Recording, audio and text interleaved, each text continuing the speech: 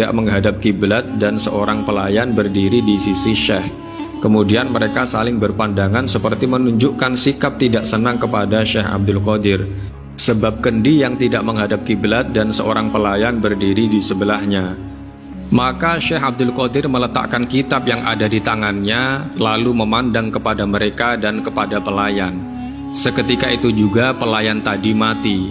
Kemudian beliau memandang ke arah kendi dan kendi itu pun berputar sendiri menghadap kiblat.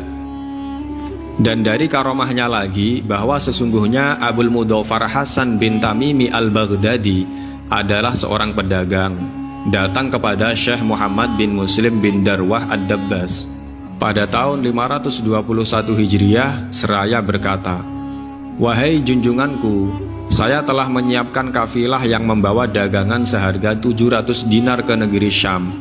Syekh Hamad berkata, "Kalau kamu pergi pada tahun ini, kamu akan terbunuh dan daganganmu dirampas." Setelah itu Abul Mudhaffar keluar dari Syekh Hamad dengan membawa perasaan sedih.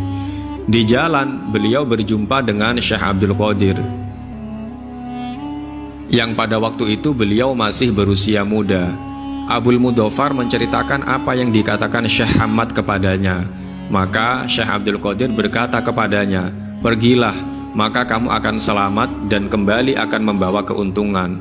Urusan itu akulah yang bertanggung jawab." Abul Mudhaffar pun pergi ke negeri Syam dan ternyata bisa menjual dagangannya dengan harga 1000 dinar.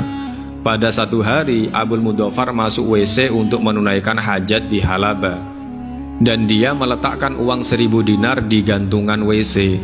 Dan ketika keluar ia lupa uangnya. Sampai di rumah ia mengantuk dan tertidur.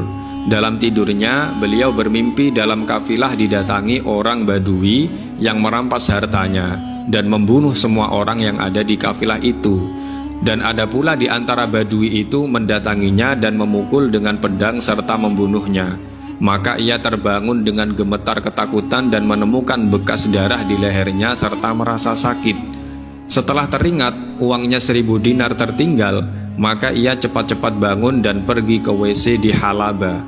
Dan uang tersebut didapatkan masih di tempat semula dengan selamat.